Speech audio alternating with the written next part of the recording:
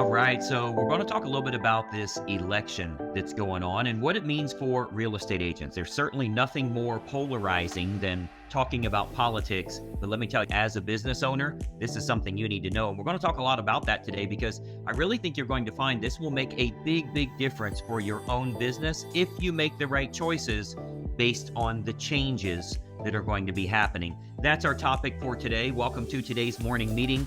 I'm Greg Luther, the one guy that meets with you every single week to help you in growing your real estate business. Today's topic's going to be a lot of fun. We're going to talk specifically about, let me adjust my camera here. We'll talk specifically about what this election means for real estate agents. You know, it's a big change that's happening here. And based on policies that have been discussed, you might need to adjust your approach for picking up buyers and sellers, getting yourself lots of closings, and ultimately being able to survive and thrive in the real estate business. I've been coaching agents for 25 years. We're very quickly coming up on 26 years. And that means I've seen an awful lot of presidents. We've seen Republicans, we've seen Democrats, we've seen everything in between. We've seen people that weren't in politics before that became politicians and the like. So, the fact is, business is going to keep going. Real estate is going to keep going, but the policies that are put into place can make a big difference on the adjustments you need to make for your marketing, for the type of clients you're working with, and ultimately where you want to move for your real estate business to grow. You've got to make adjustments all the time. It's got to be a constant, it's like water. You've got to keep flowing and changing to fit with what's going on in today's market. But a couple of policies that matter for real estate agents. Presidential candidate Kamala Harris, is proposing a $25,000 down payment assistance for first-time buyers. Now, let me ask you in the chat, because you're a real estate professional, what's your opinion on what would happen if we start giving $25,000 in down payment to people that have never owned a home before, effectively letting them get in with no money down? Have you ever been there before? Have we ever had that happen before? And what's the ultimate outcome? Let me know your thoughts on that. I remember back in 2008 when we started to have the crash, there were so many people that had bought homes with 100% financing. Back then we had an FHA program called Nehemiah. You guys remember the Nehemiah program where people were getting in with no money down? Not only was down payment assistance covered, closing costs were covered as well. And no question, it got a lot more people into houses. There's no question about that, because if you don't have money, you can't rent an apartment because you need a security deposit, first and last month's rent, that type of thing. If they were buying a home because they couldn't afford to rent, that's probably going to be a bad sign. Now, the big concern for me and for us with real estate prices is if there's that many more people trying to buy first-time homes and it's not their own money that they're using, it's gift money, that's going to force home prices up higher. It's supply and demand, and it's free money. It's going to push home prices up higher, making it more unaffordable. That's my personal opinion on this. Do you agree with that? Let me know your thoughts on this. Do you agree that if more people are looking to buy and they've been gifted funds, it's probably going to raise prices? It's certainly not going to drop prices, at least not from the knowledge I have and what I've seen over the last 2.5 decades. I don't believe that's going to be the case, that it would make homes more affordable by any means. It's people that shouldn't be buying them.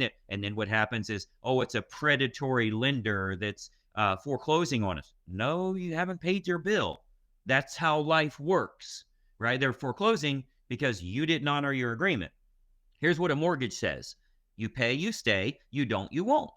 So don't sign up for something that you can't afford. Right? So that's kind of my opinion on it. Now, there's positives and negatives to everyone. This is not a political statement by any means. This is, you're a real estate agent. You're a CEO of a small business. You need to know how to adjust accordingly.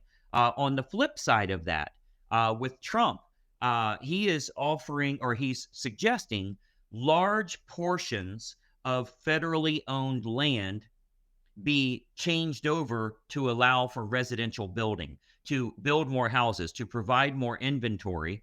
And that would be at a major tax benefit, meaning very low taxes, as well as very low regulation. Now, personally, I don't like the low regulation part. I don't want a $500,000 home and a trailer home next to it. So I don't know what regulation means in their mind. But for me, it's like, deed, all of the code enforcement and deed restrictions and that type of thing. So I don't like the low regulation, but hey, if we could get millions of miles, or I should say thousands of miles of land to build more residential houses on, that's great, because we know in real estate, we have an inventory issue, right? So we know that's good. I think that's good and bad based on that ultra low tax and ultra low regulation. I would want a little more information on that. But he's also proposing a tax incentive for first time buyers. That's awesome. That's good for absolutely everybody, right? A tax incentive for first time buyers. I like that personally. I like that a lot better than giving people money and letting them get in no money down. I think that's going to negatively affect the real estate market. Sounds good on the surface, sounds good from a podium, but we know what happens on the inside. Now, here's what you need to know. Here's my real thoughts about the election. I'm going to make a prediction here, and I'm going to tell you what you need to do based on the election results as a real estate agent. And I say this hard because I've been coaching for 25 years. I work with 30,000 plus agents here. This shit don't matter. You're the president of your business. You've been licensed through Republicans, through Democrats, through people you liked, through people you didn't like. The real estate market is going to go on. It is your job to adjust accordingly and to continue succeeding, to continue with your success model, regardless of all of the noise that's going on right now. What really matters is how you react to the changes. That's what really matters here. So I think that you understand, yes, there's positives and negatives, but there's positives and negatives to everything. You look at, it doesn't matter what it is, electric cars, okay? Global warming, all of that stuff. There's positives to it. I hate electric cars myself. There's positives to it. I'll never have one. I'm sure there's some kind of benefits, but it's not for me. Well, the same is true for really every policy that's ever created regarding residential single-family homes. But what you have to do is deal with it. You remember we just had these rule changes, and now the way our commission structure works, we have to negotiate in advance and all of that stuff. You deal with it. That's what you have to do. The business must go on. If you decide this is too much and oh my gosh, it's going to be difficult now. No, it was freaking difficult before that happened. It's going to be difficult with the previous president, with the next president, and with the one after that.